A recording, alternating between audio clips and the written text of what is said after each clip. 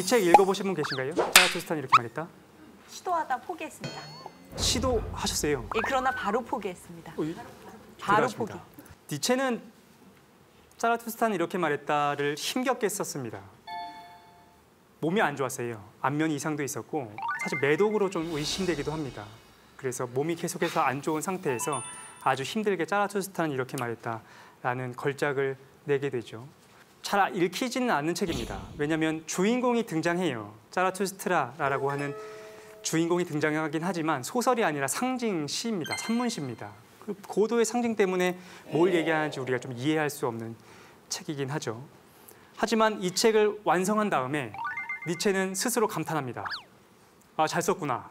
너무 스스로 좋은 거예요. 그래서 뭐라고 얘기하느냐. 이 책은 인류한테 주는 나의 선물이다. 그리고 5번째 복음서다. 이렇게 얘기하죠. 그리고 니체는 실제로 이렇게 생각했습니다. 예수 그리스도의 소나기에서부터 서구 사회를 구할 수 있는 인물이 나밖에 없다라고 생각했어요. 미친 거죠. 그죠? 그런데 아무도 알아주지 않는 겁니다. 1, 2, 3권까지는 어떻게 출판을 하는데 4부가 되면 그 4부를 출간을 아무도 안 해주는 거예요. 무슨 말인지도 모르겠고. 그래서 자비로 출간하고 사람들은 무관심하죠. 니체가 그래서 뭐라고 얘기하느냐. 이렇게 얘기합니다. 내가 너무 빨리 왔구나. 인류가 이걸 접하기에는 내가 너무나 빨리 왔다라고 얘기하죠. 전 개인적으로는 그의 얘기가 맞았다고 생각합니다. 실제로 그의 말대로 됐어요. 니체가 죽고 나서 100년이 되기 전에 1960년대, 그러니까 2차 세계대전이 마무리된 이후에 인류는 고민하기 시작했습니다. 기술과 과학을 중심으로 하는 근현대 사상이 세계대전을 거치면서 우리가 의심하게 됐습니다. 야, 과학과 기술이라는 게 너무나 좋아 보였는데 이걸 추구하다 보니까 결국 어마어마한 살상을 일으키는 전쟁으로 끝나고 마는구나. 뭔가 다른 사상이 필요한 것은 아닌가. 근대를 넘어서는, 근대를 탈출하는 탈근대 사상이 필요한 것은 아닌가라고 고민하게 되거든요. 그때 가장 큰 영향을 미쳤던 거는 누가 뭐라 해도 니체인 것은 확실합니다. 이 책은 어려운 책이긴 한데 저는 이 책 전체, 그리고 니체 사상의 전체를 관통하는 중요한 개념 하나를 갖고 있으면 이걸 읽어내는데 조금 효과적일 거라고 생각이 듭니다. 그게 뭐냐? 바로 영원회귀라는 개념입니다. 처음 들었죠, 그죠? 여러분들한테 제가 꼭 해드리고 싶은 개념이 바로 이 영원회귀에 대한 전달입니다. 인생을 살아가는 데 있어서 우리한테 아주 좋은 방향성을 제시해준다고 생각이 들거든요. 영원회귀는 말 그대로 영원회귀, 영원히 회귀한다, 다시 돌아온다라는 뜻입니다. 어디로 돌아오느냐? 나 자신으로 돌아온다라는 뜻입니다. 쉽게 얘기하면 사후관이에요. 내가 죽은 다음에 어떤 일이 벌어질 것인가에 대한 니체의 제안입니다. 사후관은 논리적으로 3가지밖에 없어요. 첫 번째는 무엇인가? 우리가 죽지 않는다라는 관점이 있습니다. 내가 태어나서 쭉 살다가 죽겠죠? 그 다음에 어떻게 되는가? 죽지 않는 겁니다. 육체는 죽지만 영혼, 정신, 무엇인가가 남아서 계속해서 살아간다는 관점이 있습니다. 천국에 갈 수도 있고 지옥에 갈 수도 있겠죠. 하지만 계속 산다는 관점. 이건 어디서 많이 보여지는 관점이죠? 그리스도교에서 보여지는 관점입니다. 서구 사상에서 많이 보여지는 관점이죠. 두 번째 관점은 뭡니까? 윤회의 관점이 있습니다. 내가 살다가 죽으면 어떻게 되느냐? 다시 산다는 거죠. 죽으면 개가 되고 소가 되고 말이 되고 돼지가 되고 그래서 사는 겁니다. 이러한 윤회적인 관점을 갖고 있는 것은 어떤 겁니까? 불교. 우리가 죽은 다음에 어떻게 되는가? 다시 순환하게 된다는 관점입니다. 세 번째 관점은 뭘까요? 아무것도 없다. 아무것도 없다. 그죠? 끝. 끝. 바로 근현대 합리주의적 관점이라고 불리는 게 있습니다. 내가 살다가 죽으면 아무것도 없다는 거죠. 사실 나는 아무한테도 얘기하지 못했지만 하나의 관점을 더 갖고 있다. 이 기회를 토대로 너희에게 진리를 알려주겠다. 있습니까? 없죠. 논리적으로 3가지밖에 없지 않습니까? 지속하거나 순환하거나 단절되거나. 근데 니체가 하나를 더 제안합니다. 아니야, 하나가 더 있어 라고 얘기하죠. 그게 바로 영원회귀입니다. 영원회귀는 윤회랑 비슷해 보여요.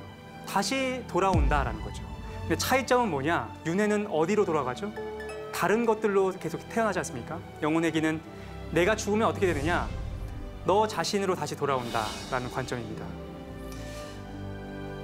X씨는 58년 개띠입니다. 그리고 서울에서 태어났어요. 태어난 거죠. 그랬더니 인구가 너무 많은 겁니다. 90만 명이에요. 인구가 많으면 사회를 발전시킵니다. 사회 기반 시설을 팽창시키고 인플레이션을 만들어내는 거죠. 그래서 막 사람들이 막 치이면서 초등학교도 가고 고등학교도 가고 대학도 갑니다. 열심히 공부하죠. 졸업해가지고 직장을 얻었는데 97년이 되면 어떻게 됩니까? IMF를 만나게 됩니다. 그래서 고생해요. 하지만 그것도 잘 극복하고 나서 결혼도 하고 자식도 나서 잘 살아가게 됩니다. 하지만 2008년이 되면 어떡하죠? 금융위기가 오게 되는 거죠. 한 번 더 고생을 해요. 하지만 이것도 잘 극복하게 됩니다. 그리고 자신의 일을 하면서 잘 살아가죠. 근데 우연히 TV를 봤는데 TV에서 어쩌다 어른에서 최 사장이라는 이상한 애가 나와가지고 영혼회귀에 대한 강의를 하고 있는 겁니다. 보는 거죠. 그럴 수도 있겠다라는 생각을 합니다. 그리고 TV를 끄고 손자 손녀를 돌보면서 아름답게 이번 삶을 마무리하게 됩니다. 죽게 되는 거죠. 영혼회귀의 관점이 맞다라고 한다면 이 X씨는 어떻게 될까요? 다시 돌아오는 겁니다. 어디로 돌아가느냐? 나 자신으로 돌아가는 거예요. 58년 개띠로 X씨는 서울에서 태어나게 됩니다. 태어났더니 인구가 너무 많은 거예요. 90만 명이나 되는 거죠. 사회 기반 시설을 팽창시키고 인플레이션을 만들어냅니다. 초등학교도 가고 고등학교도 가는 거죠. 대학도 들어갑니다. 그래서 취업을 했는데 열심히 일하는 거죠. 그런데 97년이 되면 IMF를 겪게 돼요. 하지만 고생도 하지만 이걸 잘 극복해냅니다. 그러다가 결혼도 하고 가정도 꾸리고 살다가 2008년이 되면 한 번 더 고생을 하죠. 금융위기를 만나게 되는 겁니다. 하지만 이것도 극복하고 자기 일을 열심히 하고 있다가 우연히 TV를 보는 거죠. 어쩌다 어른을 틀었는데 최 사장이라고 하는 처음 보는 애가 뭐 영혼회귀에 대한 얘기를 하고 있는 겁니다. 그럴 수도 있겠다라는 생각이 들죠. TV를 끄고 손자 손녀를 돌보면서 아름답게 삶을 마무리하게 됩니다. X씨는 죽고 나서 이제 어떻게 됩니까? 다시 태어나는 거죠. 58년 개띠로 서울에서 태어나게 되는 겁니다. 이 강연이 처음이라고 생각하십니까? 그렇지 않을 수도 있어요. 우리는 650만 번째 만나고 있는 걸 수도 있습니다. 저를 벗어날 수는 없을 겁니다. 이 관점이 어떻게 느껴지십니까? 이게 막 반복이 돼도 그걸 느낄 수 있으면 아우 지루하다라고 하겠지만 진짜 계속 반복이 되는데 우리는 모르고 있는 거 아니에요. 그렇죠. 그렇기 때문에 항상 새로운 거잖아. 그렇습니다. 한국 사람들은 영혼회귀를 인정하기 힘들어합니다. 왜 그럴까요? 우리는 한 번도 순간을 살아본 적이 없거든요. 우리는 순간순간을 어떻게 살았습니까? 참고 인내하면서 살지 않았습니까? 내가 고등학생입니다. 그러면 나는 이 순간을 즐겨야 되나요? 그러면 안 되죠. 뭘 해야 됩니까? 참고 견뎌야 돼요. 일단 임시로 살아야 됩니다. 왜냐하면 더 중요한 목표가 미래 어딘가에 있거든요. 입시가 있지 않습니까? 지금을 참고 견디면서 살아가죠. 그리고 입시라는 깃발을 낚아챕니다. 그 다음에는 어떻게 살죠? 순간을 즐깁니까? 안 돼요. 취업이 있죠. 먼 미래 취업에 깃발을 꽂고 지금을 참고 견디면서 살아가야 됩니다. 그 다음엔요. 노후가 있죠. 한국 사람들의 인생은 모든 순간이 인내, 참고 견디는 걸로 이루어져 있습니다. 그러니까 인정할 수가 없어요. 영혼회귀를 받아들일 수가 없는 겁니다. 제가 자라투스트라는 이렇게 말했다를 읽었었던 거는 대학교 때였습니다. 이게 무슨 말인지 모르겠는 거예요. 너무 어렵게 돼 있기도 하고 상징으로 가득 차 있어가지고 그러다가 이걸 어디서 읽었느냐? 앞에 잠깐 얘기했었는데 사고가 있었습니다. 2011년에 교통사고가 있어서 그때까지 아등바등하게 살고 있었거든요. 돈이 최고인 겁니다. 그러다가 동료들과 같이 여행을 갔다가 사고가 났습니다. 그래서 그들이 죽어가는 모습을 지켜봐야 되는 시간이 있었어요. 그러면서 정신과 치료를 받고 그리고 사고가 난 다음에 한참 지난 다음에 몸이 안 좋아져서 입원한 적이 있었어요. 입원해서 있는데 심심한 겁니다. 그래서 뭘 읽어볼까 하다가 그냥 잡히는 책이었던 그 자라투스트라는 이렇게 말했다를 읽기 시작한 거죠. 대학 때는 전혀 읽히지 않았던 내용이 그때서야 비로소 읽히게 됐습니다. 이게 어떤 내용인지 알겠는 거예요. 니체가 말하고 있는 이 영혼회귀가 무엇인지 그리고 순간순간을 창조하면서 살아간다는 게 뭘 의미하는지를 사실 그때 좀 알게 됐습니다. 여러분들이 표류하지 않고 항해하는 삶을 살기를 기원하겠습니다. 그런데 그때 혼자의 힘으로는 안 됩니다. 반드시 무엇인가가 필요해요. 나를 밀어올렸던 그 힘이 필요합니다. 하지만 사실은 나를 밀어올렸던 그 힘은 있었어요. 그런데 우리가 잊어버렸습니다. 먹고 살기가 너무 각박하고 해야 될 것들이 너무 많다 보니까 그 첫 번째 순간, 나를 항해하게 했었던 그 첫 번째 순간을 잊어버렸습니다. 꼭 책이 아닐 수도 있죠. 영화일 수도 있고 음악일 수도 있고 연극일 수도 있고 내가 존경하는 사람의 말일 수도 있습니다. 하지만 우리한테는 분명히 있었습니다. 항해를 해보자 라고 나를 밀어올렸던 그 첫 번째 계기가요. 그 설레는 시작을 다시 떠올릴 수 있는 그런 시간이 되셨기를 기원하겠습니다. 제가 반려동물을 좀 몇 마리 키우고 있거든요. 근데 이제 그중에 몇 마리가 벌써 이제 10살이 넘은 거예요. 근데 제가 알잖아요. 걔네들이 길어야 뭐 앞으로 몇 년 살지 못한다는 거를. 불현듯 자꾸 그게 생각이 나는 거예요. 얘네들이 별이 되는 순간에 내가 그걸 지켜볼 수 있을까? 부모님이 돌아가시고 애완동물이 이 세상을 먼저 떠나고 있죠. 근데 그렇게 떠날 때 여러분들이 가진 전제가 여러분들이 걔보다 오래 사니까 영원히 산다라는 착시 효과를 가지고 있어. 그러니까 사랑하는 것이 떠나면 여러분들이 이렇게 해야지 정상이거든요. 먼저 가 있어. 다음에 내가 갈게. 저희 어머님도 많이 그러세요. 그래서 아유 여기 이제 가면 이제 어떻게 다시 돌아올까? 어떻게 다시 돌아올까? 뭐 이러셔. 그래서 제가 항상 하는 얘기가 왜 돌아오냐? 나도 뒤지는데 아무도 없다 이 집에. 그러니까 지금 이 순간에는 어머님은 떠났고 아버님은 떠났는데 나는 살아 있으니까 모종의 영혼이 사는 듯한 느낌이 있는 거야 사실. 여러분들은 안 갈 건가? 그러니까 때때로 누군가가 사랑하는 것이 죽을 때 여러분들이 오바해서 슬퍼할 때 있죠. 그거는 굉장히 밑바닥에 오만이 있을 거예요. 살아있는 자의 오만. 그렇게까지 생각 못 했거든요. 나도 죽을 거라는 생각은 정말 안 했던 것 같아요. 그러니까 누가 죽는 게 슬퍼질 때 바로 있죠. 나도 죽는다라는 생각을 떠올리면 많이 아프지 않아요. 아유 먼저 가는구나 이런 느낌? 미리 연습해야 될 것 같아요. 슬프죠. 이것도 연습해야 돼요. 아니 이제 극단적으로 얘기해봐요. 그 병원에서 시한부 생명 선고받은 사람들이 침실에 이렇게 죽음 앞두고 모여서 친구하고 이러잖아. 동무가 먼저 갔어. 애잔하긴 한데 막 마음 아프고 그러진 않아. 그리고 이제 그 병실이 비면 또 딴 사람이 들어올 거 아니에요? 다음 순서는 자기인데 또 얘가 또 상태가 안 좋아서 얘가 먼저 갈 수도 있고. 근데 그때는 다 그러는 거야, 느낌이. 죽음을 아주 거칠게 나눠볼까요? 죽음은 세 종류가 있어. 뭐 있을 것 같아요? 편히 죽는 거하고 고통스럽게 죽는 거하고 그다음에 애매하게 죽는 거. 애매하게. 여러분 중심에서 이렇게 생각을 해보고 싶은데요. 나의 죽음, 너의 죽음, 그들의 죽음. 그러니까 이렇게 1인칭의 죽음, 2인칭의 죽음, 3인칭의 죽음. 여기서 포인트는 뭐냐면 너의 죽음이야, 2인칭. 2인칭은 전제가 뭐냐면 내가 사랑하는 사람이 너예요. 내가 사랑하지 않은 사람도 있죠. TV에서 막 죽었다 그럴 때 슬프지 않잖아. 그들의 죽음, 3인칭의 죽음은 슬프지 않아. 너요, 너. 너 있으세요? 이게 왜 중요하냐면 너가 사랑하는 사람이잖아. 네. 그러니까 너가 죽으면은 굉장히 힘든데 스피노자라는 철학자가 아주 너무 쉽게 얘기한 거죠. 사랑이란 게 뭐냐면 그 사람이랑 같이 있었을 때 기쁜 거예요. 그 기쁨이 그 사람과 떨어져서 부재할 때 고통이 다가오면 그 사람을 사랑한 거야. 이게 너예요, 너. 너가 있으신가요? 네. 당연히 있죠. 누구? 예? 누구요? 가족이죠. 아니 그러니까 그렇게 화내지 마시고. 예. 아니 한 명만. 아니 이렇게 봅시다. 너무 어렵다. 순위가 있는 건 아니지만 그 사람이 이 세상에 없게 됐을 때 고통이 가장 심하게 다가오는 사람이 내가 가장 사랑하는 사람이야. 누구세요? 우리 김한성님은. 집사람이 섭섭해할 텐데. 그러니까. 섭섭해할 텐데. 예, 애기요. 애기. 예. 어떠세요? 저요? 그렇게 너무 어려워요. 그게 누가 먼저라고 그렇게 그러니까 이게 사실은 이게 무리한 건데 왜냐하면 네. 이게 지금 애기라고 그랬잖아요. 김한성님의 애기라고 그랬다? 애기라고 그랬잖아요. 네. 그런데 불행히도 부인이 돌아가셨을 때 거의 폐인이 될 수도 있어. 이거는요 부재에서 정확하게 와. 그러니까 지금 확신을 못 해요. 그러니까 머릿속에는 어머님이 돌아가시면 엄청 힘들 거다 이러지만 슬프긴 한데 정신은 차릴 정도라는 것도 확인할 수 있고 그 사람은 별거라고 생각했거든? 죽었더니 뭐지 사라지거나 이럴 때 엄청 아플 때 있어. 그게 인간의 특징이에요. 때늦게 알아. 부재의 고통이 심하면 심할수록 그 사람을 사랑한 거야. 그런데 왜요? 너가 죽으면 왜 아파? 너와 나는 거의 하나로 있었을 때 행복했잖아. 내 다리 잃은 것처럼. 나는 살아있어라. 살아있으니까 고통을 느끼지.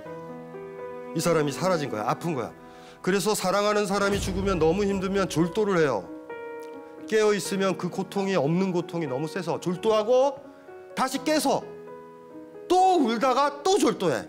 못 받아들여. 너무 힘들어. 너의 죽음은 그렇게 아픈 거야. 여기서 또 교훈을 또 배울 수도 있어요. 아무도 사랑하지 말자. 힘들 게 없다. 나의 죽음도 슬프지 않고 다 그들이면 어때요? 이 방식. 이게 더 슬퍼요? 네. 차라리 사랑하고 아픈 게 나아? 그래요. 아파요. 그래야 인간이잖아. 예. 힘들죠? 힘들죠, 이런 얘기도. 너가 있는지도 고민을 좀 해봤으면 좋겠어, 나한테는 너가. 그리고 확신하지 맙시다. 지금 뭐 무슨 말인지 알죠? 예. 부인한테 사실 네가 둘 다 죽으면 난 너 죽을 때 아플 거야.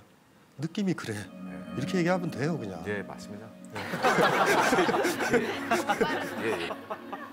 그러니까 죽음 보세요. 나의 죽음. 나의 죽음은 어때요? 어떠세요? 각자 생각해봐요. 무서우세요? 어때? 어떠세요? 느낄 수도 없을 거야. 저분이 훌륭하다. 나의 죽음은 두려울 게 하나도 없는 거예요, 여러분들. 오바들 하지 마세요. 1인칭 죽음은 아무것도 아니에요. 또 당연히 알죠. 3인칭 있죠. 그들 상관없어. 별로 안 아파. 너의 죽음만. 이게 재밌는 게 이렇다. 그들이라고 생각해서 3인칭이라고 생각했는데 그 사람이 떠나고 나서야 너라는 것도 확인할 수도 있어. 너라고 생각했거든? 그래서 죽으면 엄청 아플 거라고 생각했는데 안 슬퍼. 신혼부부가 있었는데 남편이요 첫 출장, 해외 출장을 가. 부인이 준비를 하는 거지. 한 달을 헤어져야 돼. 이 사람을 못 보고 나는 그때 죽어버릴 거야. 막 뭐 이런 느낌적 느낌을 막 갖는 거지. 근데 인천공항에서 떠나는 그 순간 마음이 편안해져. 거꾸로 있잖아요. 별로라고 생각했는데 이 사람이 대학에서 많이 느껴. 서클에 이렇게 있었는데 하나이가 군대 가잖아요. 그럼 막 전날 술 마시고 옛날에 그랬거든. 그 여자아이가 막 이러면서 아이 잘 갔다 와 이 새끼야 막 이렇게 진짜 허물없이 지내는데 애가 기차를 딱 타는 순간 눈물이 쫙 흘러. 바보인 거지. 지가 사랑했는데 사랑한 줄도 모르는 거지. 이게 인생의 묘미야. 그러니까 지금 여러분들이 주장하는 거지. 이 사람이 없어지면 나는 엄청 힘들 거야. 그게 딱 맞으면 여러분들이 지혜로워진 거야. 근데 우리는 항상 때늦게 알아. 뭔가 부재했었을 때 고통이 느껴지는 거 있죠. 그게 제일 확실하거든요. 정란 씨는 어때요? 너 찾았어요? 가장 강하게. 뭔 거 같아요, 네, 지금? 찾았지만 얘기는 안 할래요. 그럼 저도 편집해 주세요. 집사람. 어떠세요? 아내입니다. 뭘? 예? 아내? 아내입니다. 아내. 어떠세요? 있으세요? 저도 아빠 귀 막아, 엄마. 바뀔 수도 있어. 그러니까요. 진짜 바뀔 수도 있어. 저희 누이가 아비랑 그렇게 사이가 돈독하지 않았다고. 왜냐하면 제가 80년대 고등학교를 다녔고 70년대 이랬으니까 그때는 좀 우리가 못 살았었어. 그러다 보니까 제가 큰아들이고 저희 누이가 있으니까 무조건 누이는 희생했어야 됐어요. 남자한테. 그 희생을 알아서 경상도 남자답게 강요했던 게 저희 아버님이야. 그런데 아버님이 돌아가신 그날 제일 많이 울었던 게 저희 누이예요. 그거 모르는 거야. 그거 몰라요. 그거 잘 몰라. 때늦게 온다고. 또 하나. 예수도 있고 부처도 있고 성인들 있잖아. 성인들한테는 3인칭의 죽음이 없어요. 다 너야. TV에서 저 외국에서 팔레스타인에서 누가 죽었다? 그래도 울어. 아파. 그렇게 되면 성인이 되는데 얼마나 살기 힘들까. 다 죽는데 힘들잖아요. 그래서 성인은요 죽음에서 자유로워져. 왜요? 죽어야 이 고통이 없어지니까. 또 너가 하나도 없는 사람도 있어요. 나와 그들만 있어. 젊은 친구들 중에서 간혹 그거 봐요. 그 사람을 사랑해서 결혼하는 게 아니야. 경제도 맞고 이것도 맞고. 그런 사람도 있어요.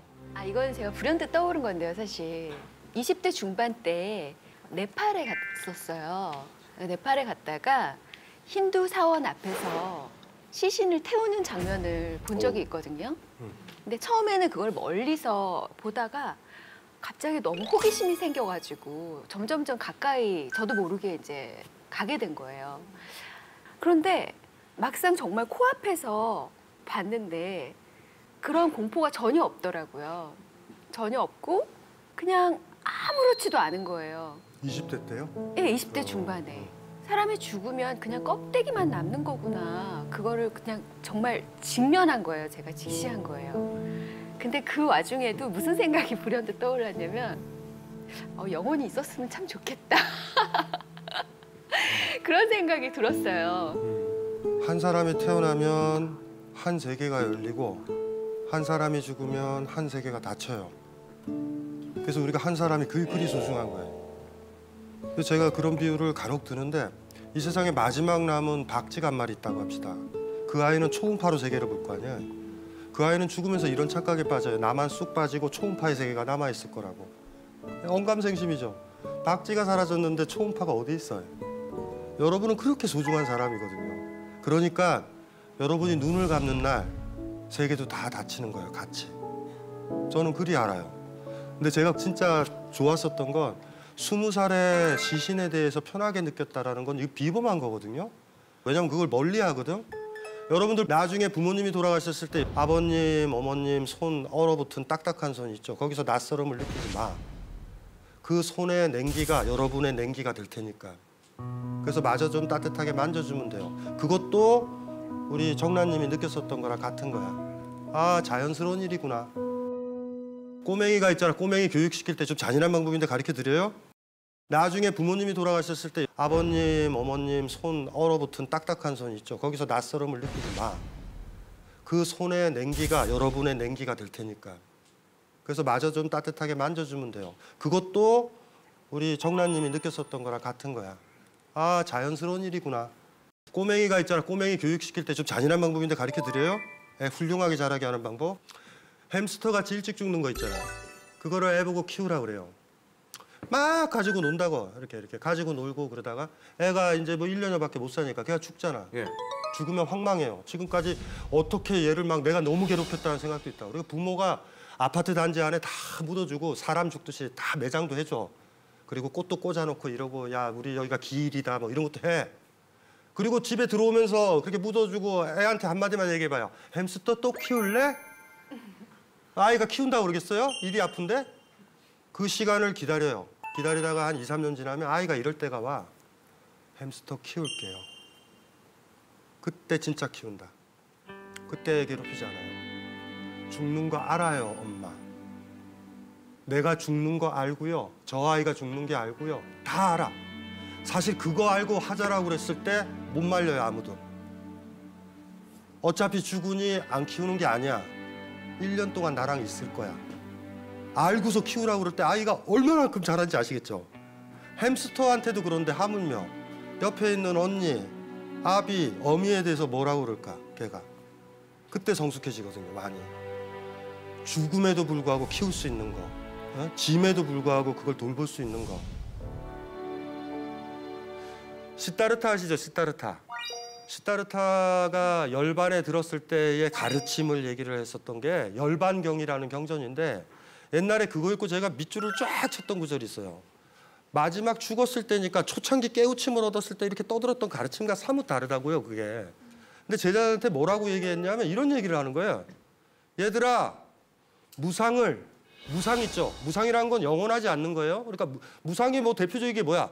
태어나고 늙고 병들고 죽어가는 게 무상이잖아. 영원하지 않는 거. 그러더니 시타르타가 뭐라고 얘기하냐면 얘들아, 무상을 고개를 돌리지 말고 직면해라. 이 얘기를 했다고. 와, 그걸 읽고 제가 충격을 빠진 거지. 여러분들 가족 봤죠? 어머니 봤지? 나이 든 어머니 최근에 보러 간 사람. 어머니 얼굴에서 무상을 보신 분 있어요? 어제 같지 않고 작년 같지 않고 작년 생일과 다르고 작년 명절과 다르다. 내년쯤이면 돌아가시겠다. 얼마 있으면 없어지겠다. 이런 느낌이 들 때 있었어요, 없었어요? 그때 무상을 봤는데 그걸 보면 바로 집에서 못 나온다고. 차 막혀서 빨리 가요. 이 얘기를 못 해요. 볼 때쯤 되면 확 고개를 돌려. 어미가 나이 드셨네 하고. 무상을 보면요, 그 사람을 사랑하게 된다고. 그래서 시타르타 그랬잖아. 불교가 자비잖아. 사랑의 종교 아니에요. 사랑을 하려면 무상을 봐야 돼요. 보셨나요? 아이를 통해서 볼 수 있지. 정란 씨 그 꼬맹이 때 고양이 봤죠? 금방 자라잖아요, 고양이가. 고양이 한 10살 이상 사니까 1살 정도 텀에 성체가 확 돼. 그게 너무 예쁘잖아. 그때 느끼는 게 무상이야, 무상. 야 이렇게 예쁜데 나중에 되면 막 발톱으로 핥힐 것 같고 그게 보이잖아. 지금 예쁘다. 애 키울 때도 그러지 않아요? 이 아이 또 자라서 수염 나고 또 나이 들었다고 또 사고 치고 뭐 이런 아이로 자랄 것 같잖아. 냄새도 나고 발도 안 씻고 그럴 때 막 부모들이 뭐해? 사진 찍어놓고 막 이러잖아. 선생님의 강의 안에 무상, 상대방의 무상, 그리고 사랑하는 사람에 대한 무상, 내 자신에 대한 무상 다 사랑하게 되는 어떤 계기가 됐는데 그래도 아직 한켠, 마음 한켠에는요. 제가 보살펴야 될 사람이 너무 많아요. 전 절대 죽을 수 없거든요. 이런 생각이 굉장히 한쪽에 지금 자리 잡고 있습니다. 솔직하게. 돌봐야 되는 그 사랑하는 사람 말고 이외의 사람들도 가족이죠. 그러니까 가끔 제가 사고로 다쳐서 내가 죽으면 어떡하지? 내 아이와 내 가족은 어떡하지? 막 이런 생각을 할 때가 있거든요. 그거요. 네. 김한성님이 떠나도 잘 살아요. 그래요? 그러니까 본인에 대한 집착인데요. 본인에 대한 생각이라. 아, 그렇습니까? 예.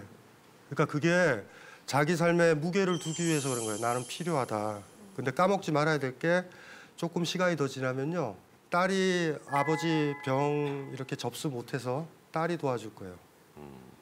조금 더 시간이 가면 본인이 아이고 내가 이제 업히는구나 이럴 때가 올 거야. 그러니까 지금은 그게 이제 힘이 되시는 거예요. 여러분들이요, 내가 이거를 해야 돼 이러지만 많은 사람들이 착각에 빠진다. 나 아니면은 이게 안 돌아갈 것 같지. 예. 여러분도 회사 그만둘 때 그런 느낌 있었지. 근데 돌아가 보니까 잘 돌아가지.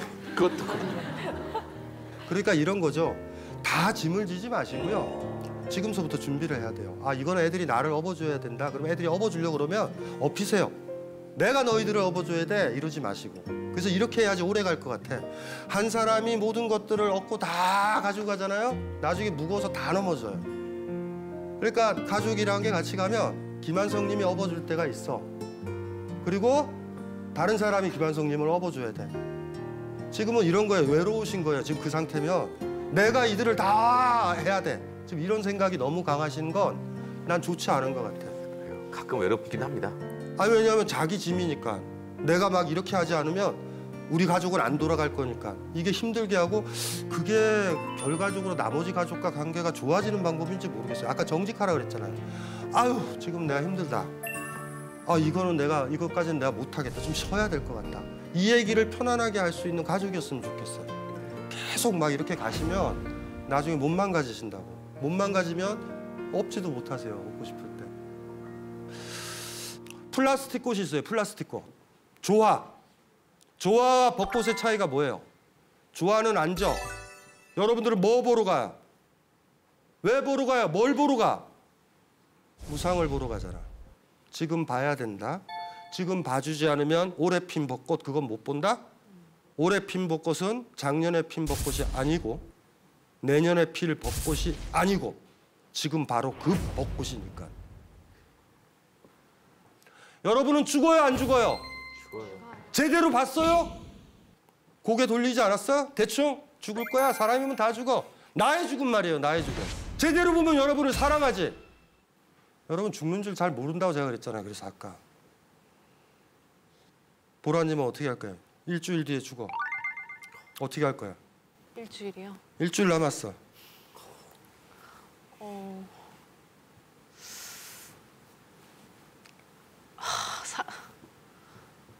사랑하는 사람들을 만날. 그쵸. 당연하죠.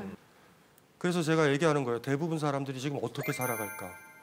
진짜 삶을 제대로 살아갈까? 자기 삶을 아낀다고요? 나 영양분 있는 거 많이 먹으면 나를 아낀다고? 안 그래요. 내가 하루하루 죽어가는 걸 냉철하게 봤을 때 자기 아낀다. 내가 무상하다라는 거. 아유 나 벚꽃 같구나. 다 지지고 다 죽잖아요. 여러분들 이 감수성이 있으면 돼. 어머니도 어차피 돌아가셔. 무상하니까 태어나면 죽는 거야 다. 꽃이 피면 지듯이. 하지만 꽃이 핀 거의 목적은 지려고 피는 게 아니야. 우리가 태어난 건 죽으려고 있는 게 아니야. 우리가 태어난 건 태어나기 위해서 태어난 거야. 꽃은 지려고 피는 게 아니라 피려고 핀 거예요. 아이들이 이럴 때가 있어. 막 흩날리면 예쁘잖아 벚꽃이. 이렇게 흔들면 아 재밌다 이러잖아. 걔네들 생각은 뭐야? 어차피 질 거 지금 나 볼 때 다 져야 된다 이런 욕심이잖아. 그럴 때 여러분들이 오늘 강의가 제대로 들어왔다면 이렇게 얘기할 거예요. 얘야, 어차피 질 거 그렇게 조바심 쳐서 떨구지 마라. 여러분들이 아무리 노력해도 부모님은 돌아가세요. 흔들지는 마. 바람도 막아주려고 해야 돼. 하지만 지는 건 어쩔 수 없어. 여러분 삶도 똑같아요. 흔들지 마요. 함부로 흔들지 마. 어차피 진다. 즐겨야 된다고. 지금 살아있다라는 거. 죽음이 무서워요? 예쁜 거지. 플라스틱 꽃을 원해요? 그걸 원하면 안 되지. 나는 예쁘게 꽃필 거예요. 나는 조화를 꿈꾸지 않아. 나는 부모님이 영원히 사는 걸 원치 않아. 이 세상 모든 것들은 피었다 지는 거니까. 그리고 피었다 지는 그 과정은 너무나 아파.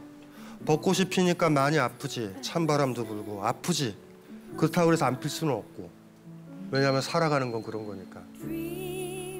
나는 무상하다. 나는 변한다. 그거를 개인에 대해서든 누구에 대해서든 자각을 하면 그때 돼서 여러분들은 얘기하면 돼요. 나는 나를 무척 아낀다고. 나는 어머니를 무척 아낀다고. 여러분들이 고개를 돌려서 얼핏 봤었던 거 있죠? 얼핏 보지 말고 시타르타가 마지막 죽었을 때 했던 것처럼 얘들아 고개를 돌리지 말고 무상을 직면해라. 하지만 여전히 제일 힘든 건 뭐냐면 너의 죽음이야. 고양이가 죽는 거, 아이가 죽는 거, 아내가 죽는 거. 근데 슬프게만 생각하지 말자. 참 이쁜 거 보여주고 죽었다. 이리 해야 된다. 그리고 오바해서 너무 슬퍼하지 말 것. 그 사람이 먼저 진 것 뿐이니까.